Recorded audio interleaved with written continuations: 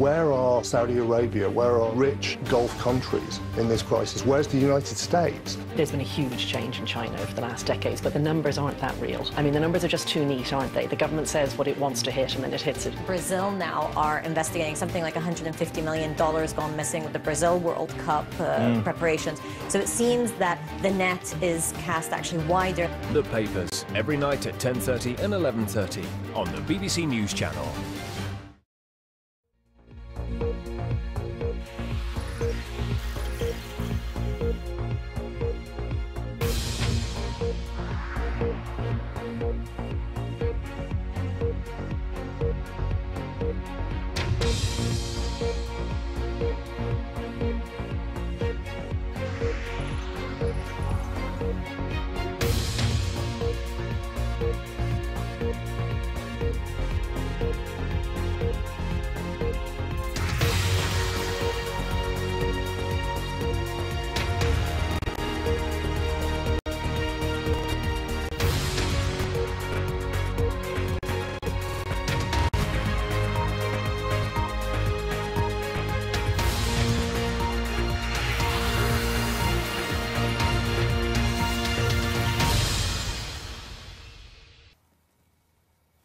Hello, this is Breakfast with Louise Minchin and Charlie State. A manhunt continues for the driver of a stolen pickup truck which ran over and killed a police officer. The police have released an image of the red Mitsubishi which hit PC David Phillips as he tried to stop it getting away.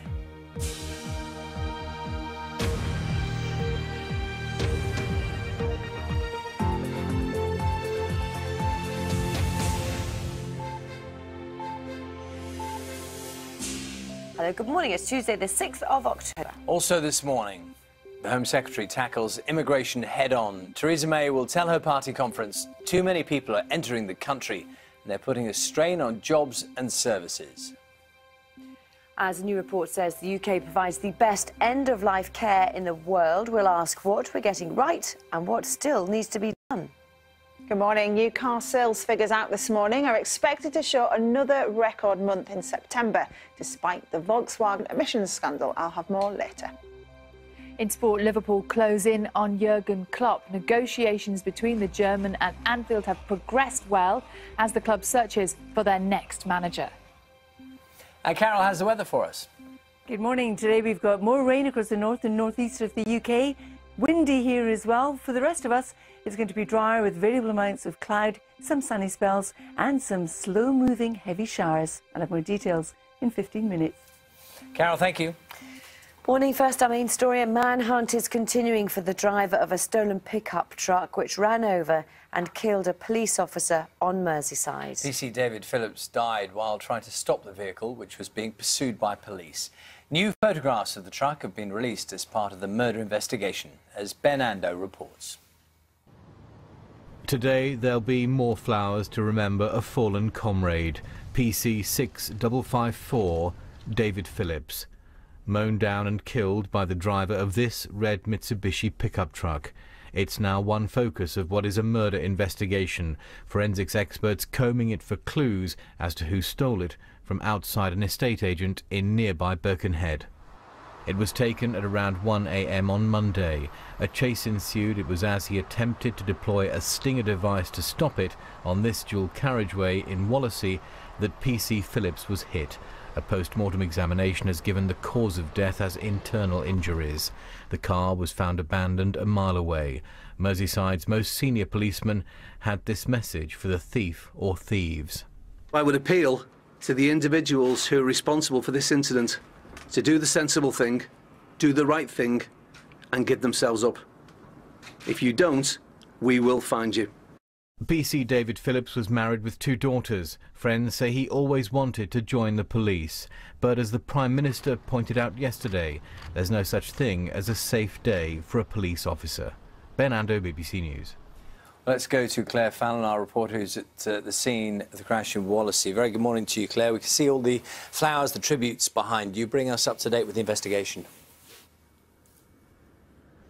Yes, good morning. This is a major investigation for Merseyside Police as they try to identify the person responsible for the death of one of their officers, a death which is being treated as murder. Crucial to their investigation, along with that pickup truck which was used during the attack on that police officer, will be the CCTV footage which they have, which has enabled them to piece together the events of the early hours of yesterday morning. But also, very key to their investigation will be the account of another police officer who was also here, who managed to jump out of the way of that stolen pickup truck as it was driven towards them. PC David Phillips was 34 years old. He was a father of 2 young girls, aged 3 and 7. He's been described to me as a devoted family man, but also as an exceptional police officer, one of the best within the Merseyside police force. Yesterday, at a very emotional media briefing, we were told that he didn't have a chance when that pickup truck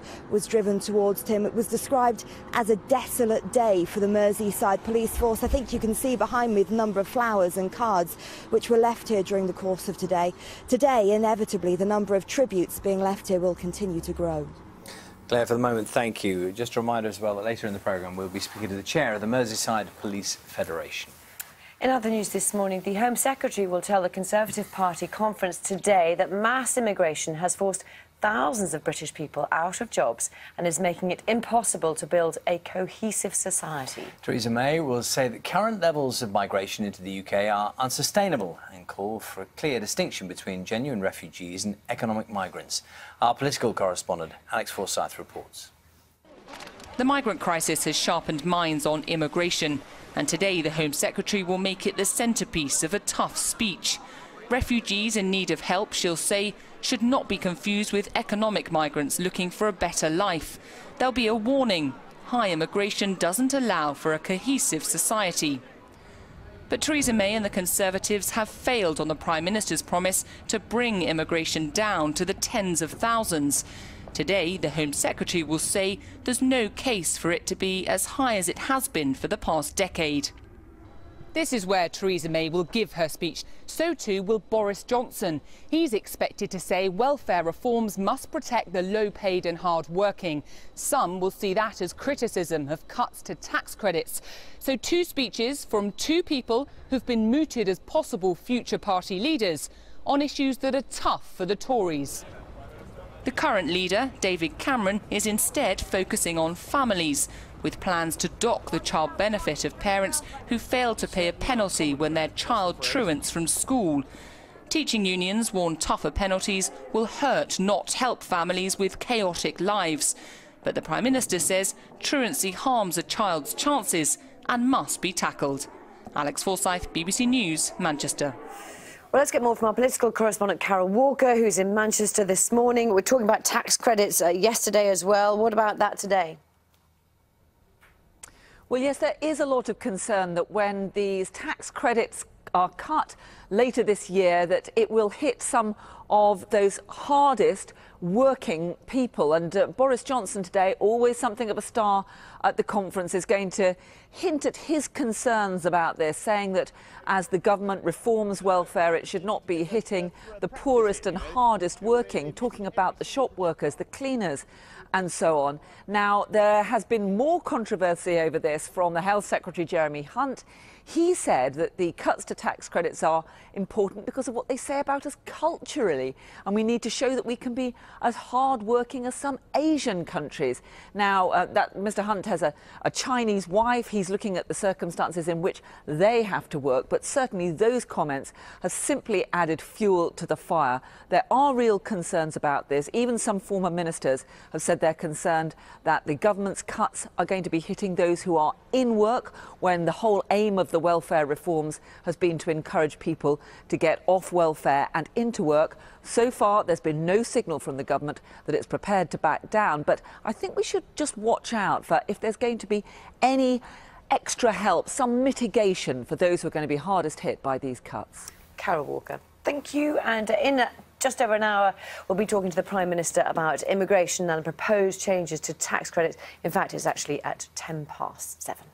Europe's highest court, the European Court of Justice, will rule today on whether prisoners have a right to vote. The case concerns a French ban on a convicted murderer who wanted to cast a ballot in European elections. The ruling could mean the UK's blanket ban on prisoners voting breaches EU law. Corporate manslaughter charges should be brought against Volkswagen for deaths caused by pollution from its cars. That's according to a former government advisor and director of Greenpeace UK, reacting to the company's admission that it cheated emissions tests in the United States. Stephen Tindell told BBC Radio 4's Costing the Earth that he believed action against VW was sensible and should be winnable. The UK provides the best care in the world for people nearing the end of their lives, according to a major new study. Yes, the report by the Economist Intelligence Unit looked at the quality and availability of palliative care in 80 countries. Bangladesh and Iraq ranked lowest. Here's the BBC's global health correspondent, Tulip Mazumdar. It's the one thing guaranteed to happen to all of us. Death is inevitable. But the care we receive near the end of our lives varies vastly depending on where in the world we live. The UK came top of the Quality of Death Index of 80 countries. It was commended on the way palliative care, which supports patients as they near the end of their lives, is embedded in the National Health Service, and it praised a strong hospice movement. But the report also pointed to failings such as bad communication and inadequate out-of-hours services. It's a relatively small number of people who benefit from hospice care. We know that 30% of people in NHS hospitals, they don't feel that their family member got all the care they needed. The index scores countries in 5 key areas, including affordability and the availability of trained staff to care for patients. The top 20 was dominated by European countries, but Singapore, Taiwan and South Korea also featured. China and India came 71st and 67th respectively, which the authors described as worrying given their large populations and economic growth. The report warned further improvements across all countries will be needed to cope with future demands from an ageing population, increasingly facing drawn-out illnesses such as heart disease, cancer and dementia. Tulip Mazumdar, BBC News. Yes, a little later we'll be speaking to Baroness Laura Finlay, who chairs the National Council for Palliative Care, and a woman who cared for her terminally ill father. That's coming up at 8:20. California has made it legal for some terminally ill patients to end their lives. It's the 5th US state to introduce assisted suicide under strict medical supervision. The new law requires 2 doctors to agree that the person has only 6 months to live and is mentally competent. Facebook is heading into space. The social network has announced it is to launch a satellite next year, which will beam internet signals down to the remotest parts of Africa. The company's founder, Mark Zuckerberg, says he wants the initiative to help connect underserved parts of the world. And those are the main stories this morning. Time is 11 minutes past 6. Alice, now with the Good sports. morning. Yeah, morning, both of you. And do you want to take a look at the chap behind you there? Because that potentially is a picture of a man you might be seeing a bit more of if you're following football in this country. Jurgen Klopp, the man tipped to succeed Brendan Rodgers at Liverpool. Have you heard anything about him yet? A bit from you. Well, a bit from me, which is that quite a character, isn't quite he? a character. A little bit rock and roll. Big fan of heavy metal. And great in a press conference, which is all bodes quite Sounds well good. for us followers of football who like a bit more. You don't like those those dull platitudes you very often get from managers. The deal is not yet done, though. Jurgen Klopp is the favourite, though, to become the next manager of Liverpool after talks between the German and the football club have progressed well. Klopp is currently out of work. There he is. That's quite rock and roll. Leaving Borussia Dortmund, after leaving Borussia Dortmund, where he won 2 Bundesliga titles and steering the club to the Champions League final. The FA have charged Chelsea manager Jose Mourinho with misconduct in relation to comments he made about the referee following their 3-1 defeat against Southampton at Stamford Bridge on Saturday. Mourinho has until Thursday evening to respond to the charge.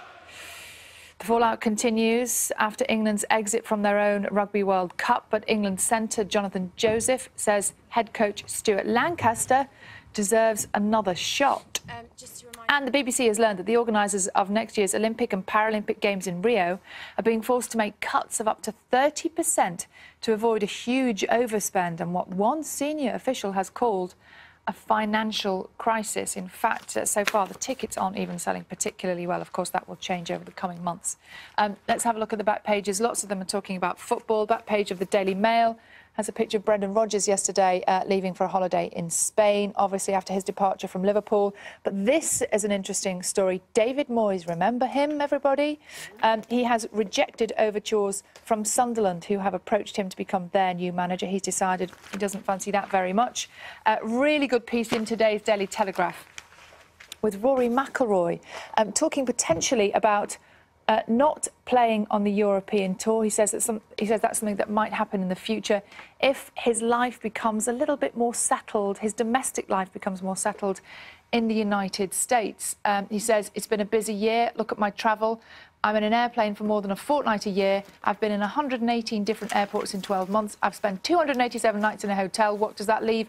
Less than 80 nights in my own bed. Wow. Bear in mind, when he says his own bed, that could be in America or it could be in Ireland. In Northern Ireland. So, gives you a sense of just how hard the work is. Always on an aeroplane. And Yeah. just before I go, just one picture, which I think is a really good picture today. The back page of today's Independent. Andy Farrell. You know, that picture, I think, says it all. He spoke yesterday saying that he was not responsible for picking his own son to play for England. It was Stuart Lancaster. He gave a very, very firm defence of himself and Lancaster and, in fact, the whole coaching squad. But I think the picture says it all. OK, Sal, we'll speak more a little later on. Thank you. Let's look at the other newspapers this morning. Lots of them carry this picture of PC David Phillips, pictured with his wife, Jen, and his daughters, Abigail, 7, and Sophie, 3. And, of course, he was hit by a vehicle in Wallasey. Officers saying he did not stand a chance yesterday. There are the main stories about mass immigration forcing thousands of British people out of jobs and make it impossible to build a cohesive society. Those are the words from Theresa May. Those are what she's expected to say today. Yes, indeed, those tributes on the front page of the Daily Mail as well.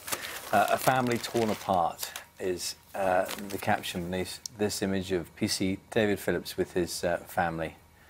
Front page of the Times as well, and they're also picking up a different line on the immigration story there. Mass immigration making impossible to build a cohesive society.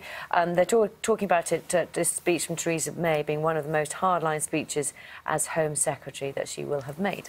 Yes, we were speaking to the Prime Minister a little later this morning, but one of his ministers, Jeremy Hunt, the Health Secretary, the Independent says sparked outrage yesterday, suggesting that Britain's low-paid should work as hard as the Chinese to make up for cuts to their tax credits. These pictures you may have seen yesterday. Yes, I was just looking for those, actually. Yeah, it's Air France. This is a protest by Air France workers about job cuts, and some of the management had their shirts torn off them, quite literally. One of them had to escape over a fence. And had to be escorted away. Yes, sounds quite scary for them. Steph, good morning. Nice to see you. Good morning to you, Brooke. Yes, nice to see you. Lots coming out of the Tory Party conference in terms of business news at the moment. Morning, everyone. And the Daily Telegraph just picks up on what we heard yesterday from George Osborne around business rates. And this is this plan to overhaul the £26 billion business rates system. And they're saying here that it earned a cautious welcome from UK businesses. And this is the idea where basically councils will retain all of the business rates they collect as opposed to just the 50% as is currently the case. So that's the story on the Daily Telegraph. Another one for you, which is in the Financial Times this morning, is about corporation tax. And it's saying here that plans for a global crackdown on corporate tax avoidance were unveiled yesterday, and this is after more than 60 governments agreed the first big overhaul of the rules for taxing profits, and this would be a big change for nearly a century there. It's obviously something we've talked about a lot when we've talked about company results, whether they pay enough tax. And now, one other little story before I go. Now, when you're deciding on your partner, it's suggesting in the papers today, one of the things where you can decide whether they would be an eligible partner, whether it's going to work out, is to credit check them. This is the advice of economists in the US who've discovered that the higher your credit score, the higher your chances of a lasting relationship. Is that allowed? Are you allowed to do that? Well, seemingly, yep, you are. In the United States. Quick credit checks. All right. It's not right. It's not right. No, it isn't, is it? Steph, thank you. It's 17 minutes past 6. This is Breakfast from BBC News. Our main story is here this morning. A manhunt's underway in Merseyside for the killer of PC David Phillips. Police have released a photo of the red pickup truck which knocked him down as he tried to stop it. Home Secretary Theresa May will tell her party conference today that too many people are entering the country. The rising numbers are affecting schools, hospitals, housing and jobs. Also coming up on the programme this morning, with up to 1.5 million refugees and migrants expected to cross Germany's borders this year, we'll see how the country is coping with its new arrivals. Let's take our first look at the weather this morning. Say good morning to Carol. How are you? Morning. Good morning, both. Good morning to you as well. This morning, well, we do have some rain around, and some of that is heavy. It's accompanied by gusty winds in the north and the east of the country. We've also got some heavy downpours on the way in the south. Now, you can see the extent of the rain we've had through the course of the night across eastern England, eastern parts of Scotland as well. And we've got a plethora of showers coming in from the southwest. And it's all courtesy of an array of weather fronts moving northeastwards as we go through the day. But we've got a big slice of drier conditions and brighter conditions as well. So this morning across the southwest, there will be some heavy showers. Some of those will be slow moving. But if you look at the temperatures at 8 o'clock, it's not a cold start to the day. Then we move into the central swathe of England and also Wales. Quite a lot of cloud for some, brighter breaks with some sunny spells for others, and all this rain across the north and northeast of England. Northern Ireland, you're off to a brighter start, not too chilly either. And for Scotland, there's quite a lot of cloud and rain around, and gusty winds as well. Through the day, you can expect, particularly across Shetland, gusts to gale force, possibly even severe gales. So through the day, we still have that rain moving up this eastern side of the country. Still a lot of slow-moving showers across England and Wales, as is the nature of showers. Not all of us may see one, but they could be heavy and thundery, maybe even with a wee bit of hail in there as well. And what you'll also find is they could lead to some tricky travelling conditions. There will be a lot of surface water and spray on the roads today. Now, as we head on through the evening and overnight, our rain continues to push up into the Northern Isles, but you can see a lot of showers, some of those merging as we go through the course of the night as well, to give some heavier downpours. And it's not going to be a cold night. For most of the UK, we are staying in double figures. The low pressure that's with us still out in the east. You can see the rain rotating around it across the eastern parts of Scotland and England. Quite a lot of cloud, but already during the course of Wednesday, it will be brightening up from the west with some sunshine and fewer showers. Temperatures around about 12 to 16 Celsius. Then as we head from Wednesday into Thursday, there goes that area of low pressure. Here comes an area of high pressure, and that means things really are going to settle down as we head through the latter part of the week. A lot of dry weather around, for a bit of sunshine around as well, and just light winds to boot. So Thursday looking like quite a promising day. Temperatures during the day between 12 and about 16, 17 in the Channel Islands. There'll be fewer showers around. And as we head on into Friday, actually, there's still that high pressure plonked right across us, so things still remaining fairly settled. But it does mean as the high pressure comes across us that we're going to see a return to colder nights. For some, there will be a touch of frost around, and there'll be some patchy fog. So a return to what we saw last week. Into the weekend, at the moment, it looks like it's going to remain settled, but you can see all of this going on behind me. This will be ex-Hurricane Joaquin, and the track of that is very varied at the moment because it still is a hurricane. We'll be able to see the whites of its eyes better when it becomes an ex-hurricane in the next 24 hours. Various tracks have it going north towards Iceland, others south towards the Bay of Biscay, and just a few coming across the UK. And if it does come across us, it will bring us some wet and windy weather. But the jury, of course, is still very much out on that track, Charlie and Lou. OK, well, I know you'll be watching it very closely and keeping us up to date. Carol, thank you. Let's see, 6:22 the time now. The controversy surrounding the Volkswagen emissions scandal has put air pollution back into the spotlight. And with thousands of deaths linked every year to the toxins released by some vehicles, we're having a look at how big the problem is in the UK. Breakfast, John Maguire is in Manchester for us, which is one of the country's most polluted areas. So, John, tell us the story from the streets of Manchester and what's the air like?